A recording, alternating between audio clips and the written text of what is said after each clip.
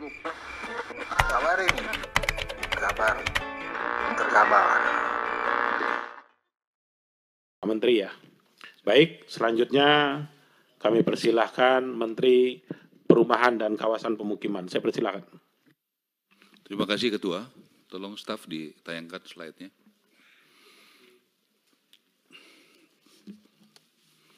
Sambil menunggu Ketua, saya setuju 100% dengan sampaikan Ketua bahwa DPR salah tugas pokoknya adalah pengawasan. Jadi saya nyatakan kementerian saya terbuka 100% untuk satuan 3 bisa dilihat dan bisa dilihat oleh Komisi 5. Kemudian saya juga setuju semua rapat-rapat terbuka. Kemudian saya juga setuju tadi kalau boleh saya pernah jadi anggota DPR 15 tahun. Dukungan dari komisi anggota DPR itu saya tahu sangat penting. Jadi makin tahu susahnya jadi menteri, makin bagus buat saya. Ya gitu, makin ngerti apa persoalan yang kami hadapi, makin bagus. Jadi nggak ada alasan buat kami tidak terbuka. Justru saya sangat senang kalau teman-teman Komisi 5 mengerti apa yang kami hadapi. Kita mulai Ketua ya. Ini yang kami akan kerjakan. Program 3 juta rumah, gotong royong membangun rumah untuk rakyat. Ini Presiden kita Pak Prabowo. Hanya satu yang foto, tidak akan pernah Ketua temukan foto saya atau foto wamen saya. Karena kita garis komandonya jelas. Kita diangkat oleh Presiden. Dan kemudian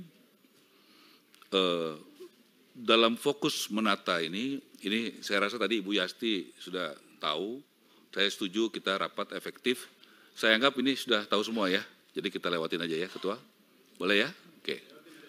Lanjut, untuk ini Ketua, keterbukaan yang Ketua maksud, kemarin sore saya kumpulkan 300 stakeholder daripada kementerian kami. Kami belum punya ruangan auditorium, kami masih pinjam atas kebaikan Menteri PU. Ya, jadi kami undang semua asosiasi, kami undang mantan-mantan menteri, kami undang semua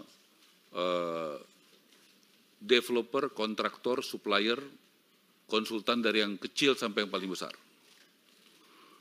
Untuk apa? Untuk keterbukaan dan komunikasi.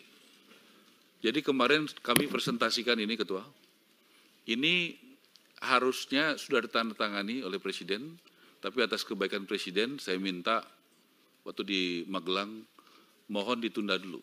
Jadi saya sudah bicara dengan Presiden, bicara dengan Menseknek, dan bicara dengan Menpan RB. Karena struktur yang diajukan itu bukan pada saat kami menjadi menteri. Dan belum saatnya dengan target-target besar dan mimpi-mimpi besar dari Bapak Presiden. Di sini kami terus terang membuat struktur yang progresif, revolusioner. Untuk menjawab nomor 1 saya lihat digitalisasi, kami mau digitalisasi semua. Untuk pengadaan barang dan jasa, digitalisasi semua. Kemudian kami juga, poin-poin aja Ketua, kami membuat singkat, jadi ini Direktur Jenderal nanti adalah ada desa, kota, jadi jelas nanti Dirjen di desa ini tugasnya 2 juta rumah, dia bagaimana caranya, dia pasukannya jelas sudah dari sini. Jadi nggak usah terlalu banyak lagi lintas Dirjen. Jadi efektif dia bicara di situ. Ini saya akan cari Dirjen kota yang bisa bangun 1 juta dengan berbagai macam skim. Pasukannya juga udah ada di sini. Pembiayaannya, perencanaannya, dan sebagainya. Jadi kita mau buat struktur yang efektif dan ini kami mohon masukan dari teman-teman DPR di Komisi 5 yang berpengalaman. Apakah ini sudah kredibel? Apakah ini sudah terbuka? Apakah ini sudah anti korupsi? Apakah ini sudah efisien? Saya mohon masukan. Masalahnya waktunya sangat singkat, saya hanya dikasih waktu 5 hari karena saya baru tahu dari Ibu itu sudah dari Menpan RB dan Pak Menseknek sudah di meja Menseknek. Atas kebaikannya kami tunda dulu Pak. Dan saya menghormati sekali kalau boleh ada rapat khusus, saya mohon ini dibuka dan diberikan masukan oleh teman-teman. Saya sangat sekali menginginkan supaya kita terbuka benar, bahkan strukturnya pun saya buka. Ini bukan ini ya, baru usulan. Jadi hari ini bukan acara sosialisasi nih Pak Ketua. Ini acara kami, ini loh usulan kami, tolong kritisi struktur ini. Kalau ada yang kurang, ada yang saran, saya pengen sekali ini disampaikan. Dengan semangatnya, misalnya ada bagian kemarin tuh, gini Ketua, nanti saya masuklah ke anggaran ya. Anggaran itu anggaran kami kecil tapi tidak membuat kami kalah.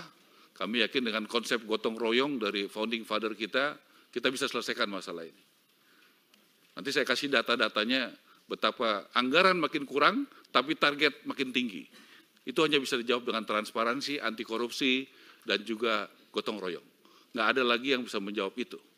Anggaran 2024 dan 2005 turun, targetnya meningkat banyak, nggak ada lagi jawabannya kalau tidak itu. Ini tahun 2024. 2004 targetnya 145.000. Saya mendapat data dari Dirjen Perumahan, baru tercapai 34.000 per hari ini. Anggarannya 14 triliun.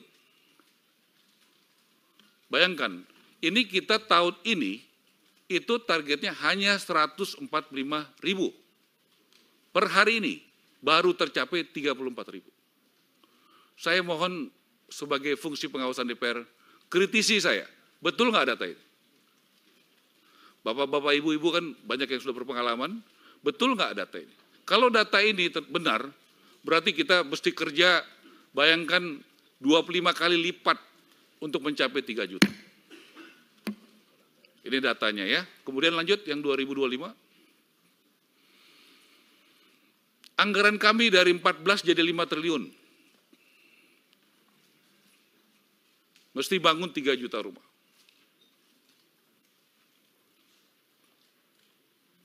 Ya, tolong juga kritisi apakah betul anggaran ini.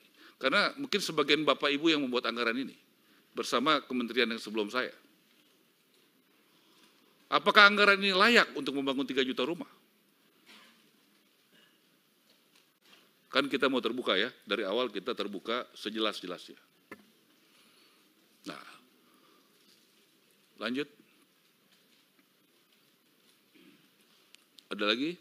Udah cukup ya. Dan saya mau sampaikan itu supaya tadi Pak Ketua bagus sekali, frekuensi kita sama untuk melihat situasinya. Jangan kita tidak melihat frekuensi yang berbeda, melihat situasi yang berbeda. Ya, jadi kalau kita melihat situasinya sama, kita tahu posisi kita hari ini di mana, kita tahu mau ke depan bagaimana, kita tahu kita punya peluru seperti apa untuk membangun itu. Dan kita cari solusinya. Ketua, saya izinkan, saya mohon izin untuk menyampaikan apa pikiran kami sebagai menteri. Keterbukaan itu betul-betul di briefing sama Pak Presiden bahwa negara yang maju pemberantasan korupsinya adalah Denmark karena keterbukaan publik, bahkan dari proses perencanaan, dari proses anggaran, tidak ada yang ditutupi. Sehingga kontrolnya bukan hanya internal audit seperti Irjen, BPK, BPKP, tapi publik mengontrol. Bukan hanya DPR, tapi juga kekuatan publik. Kita bisa sepakat gitu, Ketua? Oke ya, kita ketok ya, Ketua ya. Gitu. Paling enggak untuk kementerian kami. Gitu ya. Kedua, SOTK ini yang akan jadi mesinnya saya, Pak Ketua. Bahkan saya ingin mendapat masukan, di tengah keterbatasan saya paham tentang birokrasi saya. Tolong kasih masukan, saya akan bentuk tim seleksi yang melibatkan Pak Fahri sudah siapkan dari UI dan sebagainya. Saya mohon masukan. Yang bisa menjalankan tugas berat ini siapa? Karena Ketua mungkin sudah 15 tahun di sini, sudah tahu orang-orang yang terbaik, orang-orang yang bersih, yang jujur, yang mau kerja keras. Saya baru di sini, saya 15 tahun di Komisi Keuangan. Kalau di Komisi Keuangan, saya cukup tahu siapa yang baik dan bagus di kementerian yang menjadi mitra kerja saya. Saya baru seminggu jadi menteri, seminggu. Jadi tolong juga bantu saya dari awal. Jangan ragu-ragu, Ketua. Ya, saya mau libatkan dari awal, bahkan kami akan punya 4 dirjen. Saya sudah minta sekjennya dari Departemen Keuangan, irjennya dari Jaksa Agung. Membuat sistem anti korupsi bagaimana. Silakan, mau terbuka, whistleblower, dan semua rapat kami terbuka, Ketua, pakai YouTube, di kementerian kami tidak ada rapat tertutup. YouTube-nya sudah ada, bisa diakses. Jadi itu kami mulai, dan kami mohon dukungannya dari teman-teman Komisi 5 untuk keterbukaan ini. Saya juga tahu, pernah jadi anggota DPR 15 tahun. Ada aspirasi dari daerah. Saya ingin sekali diberikan kesempatan juga mendampingi teman-teman pada saat reses selama 5 tahun saya di sini. Kenapa? Kalau teman-teman juga boleh undang saya, teman-teman tahu bagaimana anggaran kita, bagaimana kebutuhan di lapangan. Jadi saya nggak terlalu capek lagi mesti ngejelasin. Kenapa mesti begini, kenapa mesti begitu. Kalau kita sama-sama ngerti, saya mau mengajak kebersamaan, kita ngerti dari awal nih, kondisinya seperti ini.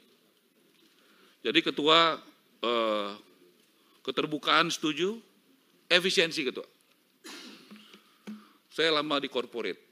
Boleh nggak kita masukkan efisiensi dalam pengelolaan keuangan negara? Saya hari Kamis jam 2 akan ketemu Pak Ate. Saya ingin kayak di perusahaan saya dulu ada, misalnya saya punya restoran cukup banyak ketua, kita bikin central kitchen. Belanja beras untuk satu restoran dengan 24 restoran beda ketua harganya. Banyak kemudahan yang dapat. Semen kalau kita mau bangun 3 juta rumah, saya udah hitung angkanya belasan triliun. Kalau kita deal sama pabrik semen, kemudian kita minta diskon, itu baru satu. Itu bisa diskon berapa? Akan murah harga jual buat rakyat.